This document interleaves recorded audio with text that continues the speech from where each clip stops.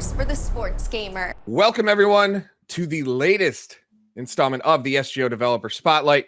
Mike Straw, Managing Editor, Sports Gamers Online here, joined by the CEO of New Star Games, the creator of Retro Bowl, Retro Goal, Simon Reed. Thank you for taking the time. Always a pleasure to talk to fans of Retro Bowl. So Retro Bowl, for people that don't know, is an arcade-looking mobile football game soon coming to Nintendo Switch, and we'll get into that. But it's a lot deeper than your typical arcade game that you'd see from Tecmo Bowl, which a lot of people I know look at it, assume it's on that level, but it's so much deeper than that. So Simon, for those who may not have understand what Retro Bowl is, or are for some reason hearing about it for the first time, what would be your elevator pitch of what Retro Bowl is? It is a homage to Tecmo Bowl, but with my take on it, with a deeper franchise mode and simplified kind of arcade mode where you just play as the offense. Yeah, it's just meant to be super fun. So the game was released. There's the free version. You can play it in your web browser. There's the paid ad-free version and deeper modes.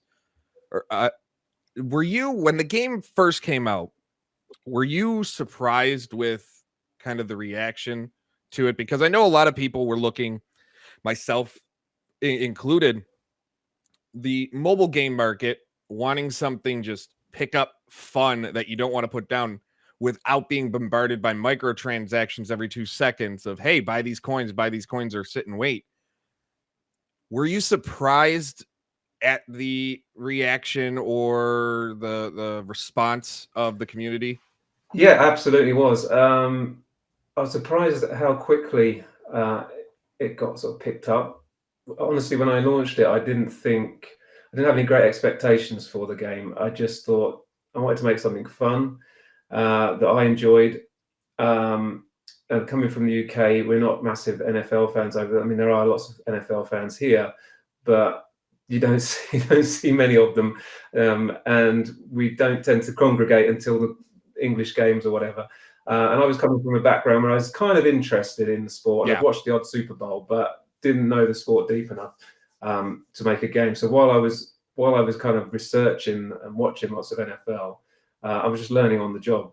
So the game was built for a very casual audience. Very didn't have to know different plays and the ins and outs of the rules. And I guess that's what helped. It really kind of clicked with lots of players very quickly because it's that sort of light touch on it. It doesn't go too deep. You talked about learning the game, and every developer who's made a football game I've ever talked to have all admitted that football, American football, is one of the most difficult sports to recreate in the video game realm. How much of a challenge was that for you to not only have to learn the game, but then have to recreate? To be honest, it wasn't a huge challenge. I think basically what happened, I was writing what I wanted to be like a high school RPG, where you just had this life, friends and family kind of relationships you had to manage. And I put in a little mini game, which was just a guy throwing a ball. And there was a friend it was in the park. There was a friend that caught it, and if you threw the pass right, it was success. So, and I was trying to develop this game, and it just wasn't going anywhere. But what I realised was the actual mechanic of throwing the football was great.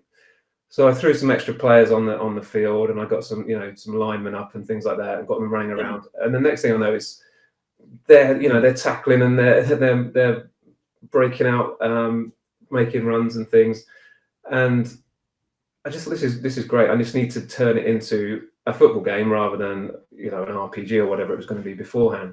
So the actual game came together just sort of almost by chance, I guess. The mechanics of it just worked straight away, and then as I added more and more things, and I got guys in proper uniforms and started using city names rather than the actual NFL names. But once I got all that kind of detail in, it just started to feel really like something Yeah. special. So yeah, it came together very quickly, and that year I spent making it was just the best year ever. I was watching NFL on one screen and coding on the other, just learning as I went. You know, it was good fun.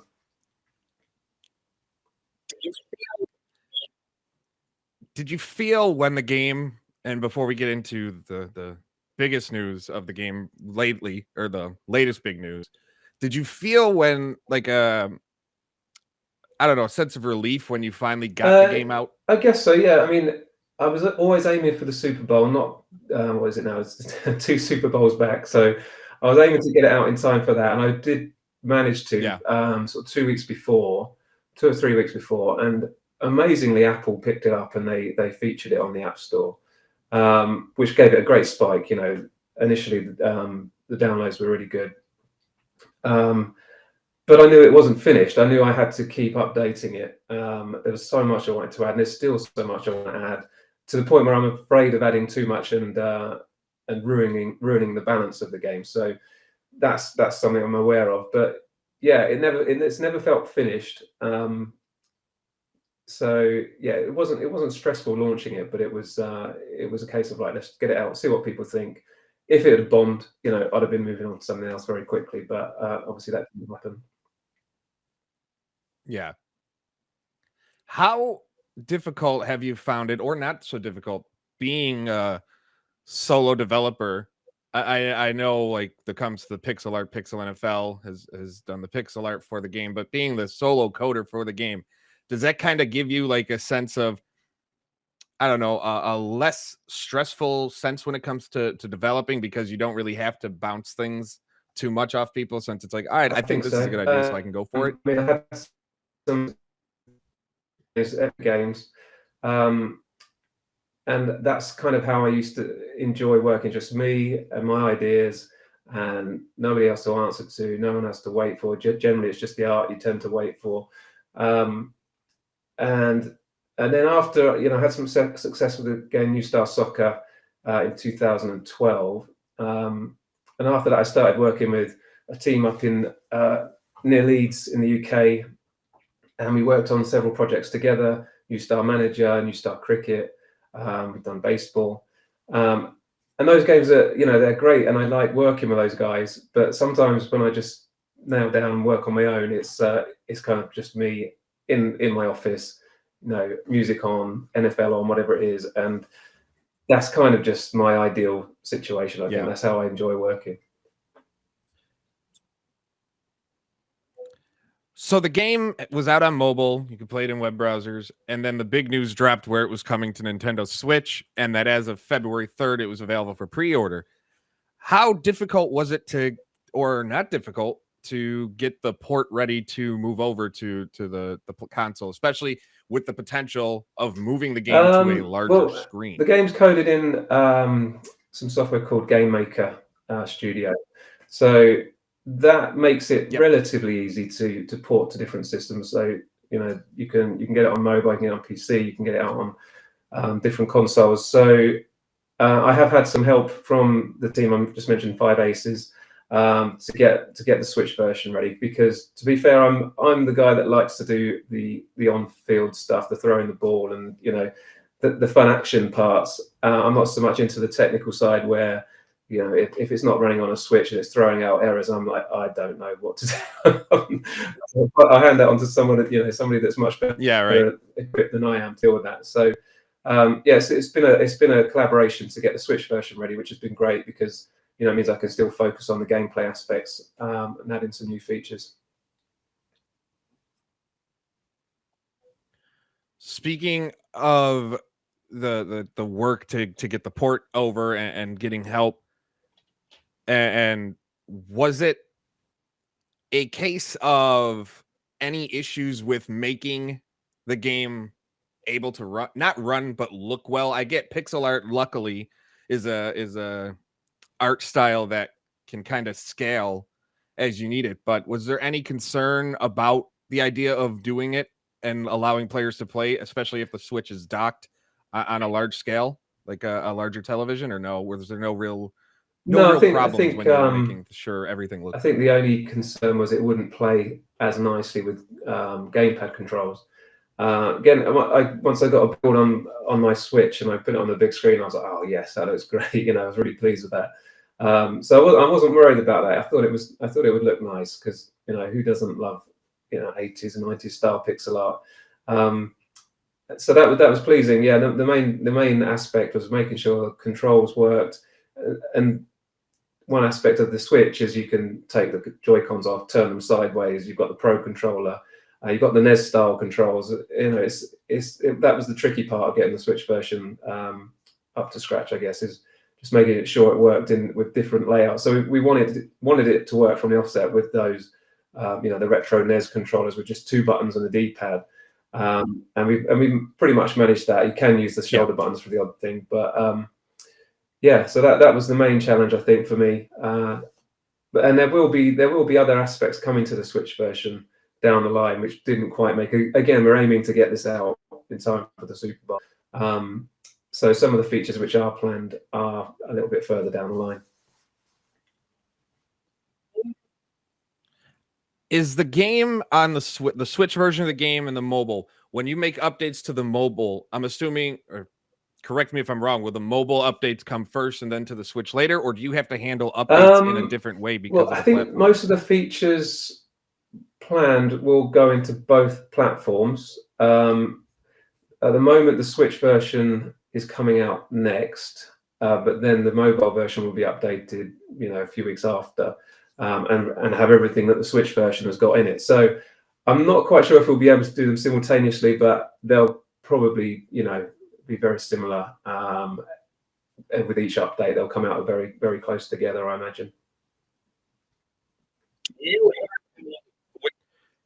Do you have any? Was there? What's the reaction been? At least that you've seen. Obviously, from my standpoint, it's been very positive when the announcement of being able to actually pre-order Retro Bowl on the Switch.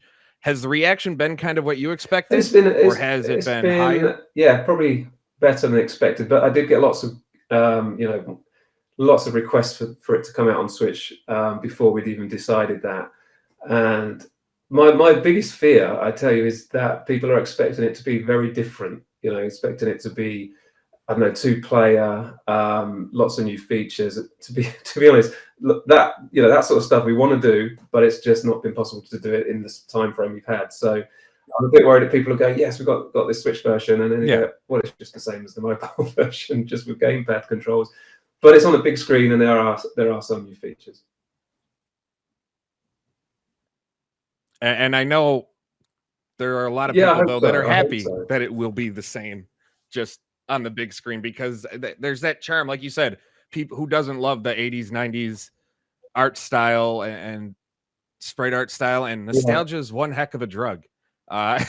People love it. Everything what's old is new again, and it continues. And speaking, I do want to give some insight or I do want to talk a little bit about Retro Goal, which you released in over the summer. Was that spawned at least due to the success of Retro Bowl, or was that always a plan? Down to the success of Retro Bowl, because we thought, there's just something, it's hard to nail down exactly what it is, but when you capture lightning in a bottle and you realize you've nailed a formula, it's very which I kind of did with New Style Soccer 10 years ago. It's very easy to think, we can just do all different sports in exactly the same way. So New Style Soccer, you were one player. You had a career, and you could you'd score the goals, then you'd deal with relationships, and it was a sort of soccer RPG. And it did super successfully in the UK and some other countries. And it's like, well, let's do cricket, let's do rugby and all these other things. And what we quickly realized is nothing else translates quite as easily. And then we have the success with Retro Bowl. It's like, well, let's do soccer. Let's do Retro Bowl in a soccer form. And again, it's not translated in the same way. It's not quite. Well, it's nowhere near has had as much success as Retro Bowl, despite lots of good feedback, good review score. It just hasn't had the numbers and the success of it. And it's an interesting one. I do love retro gold, but I think in hindsight, I'm thinking, well, I know kind of why it's not been successful now.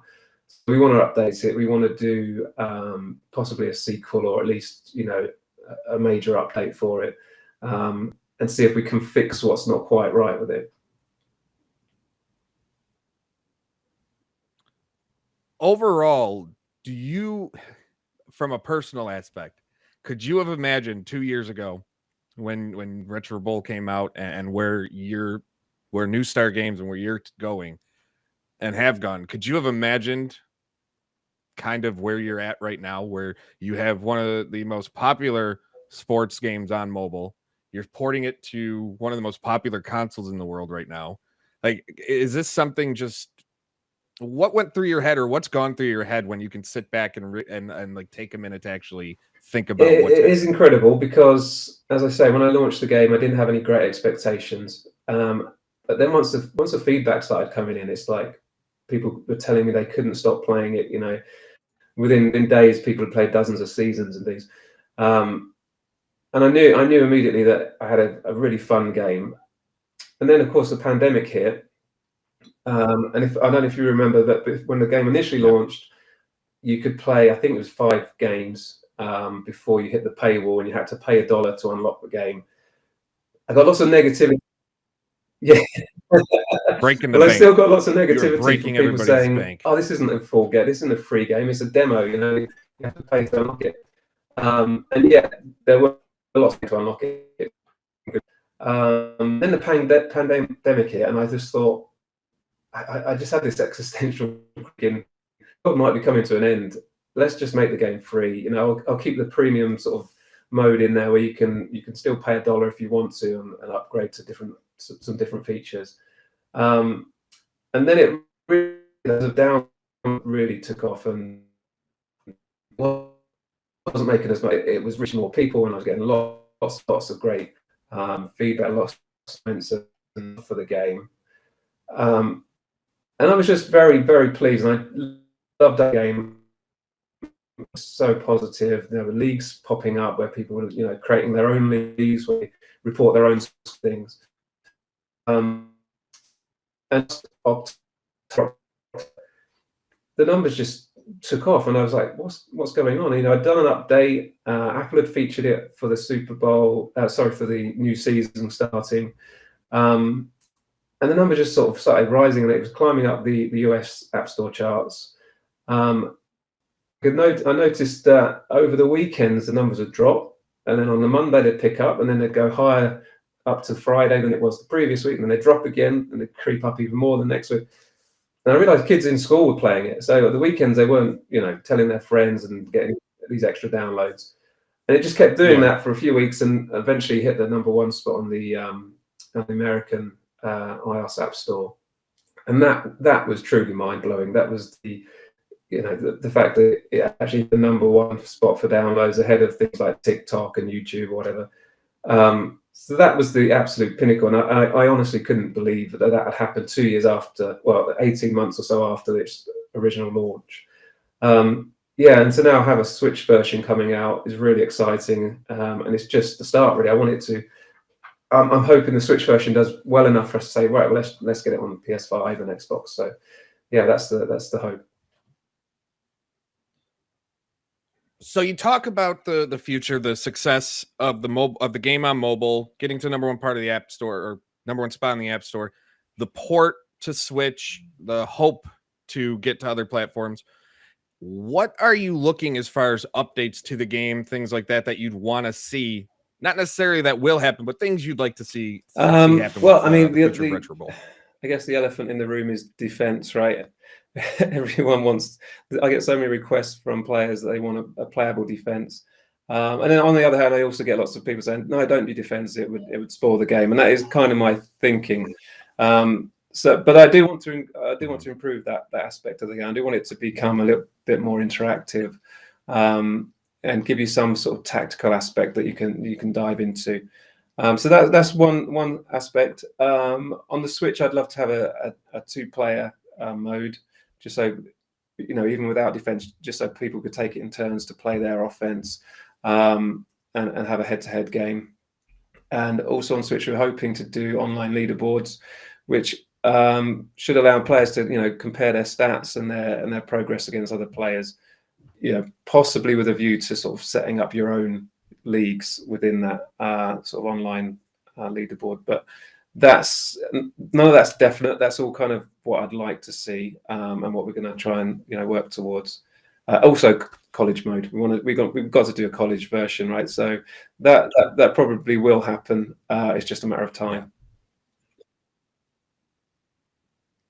Yeah, I'm in the boat of no defense because I personally just like to play, even in any football game. Yeah, I just like to throw touchdowns. That is my kind of lack of knowledge of the sport when I started making the game. It's like when I played Madden, I was like, well, this is just hard. I don't know what I'm doing.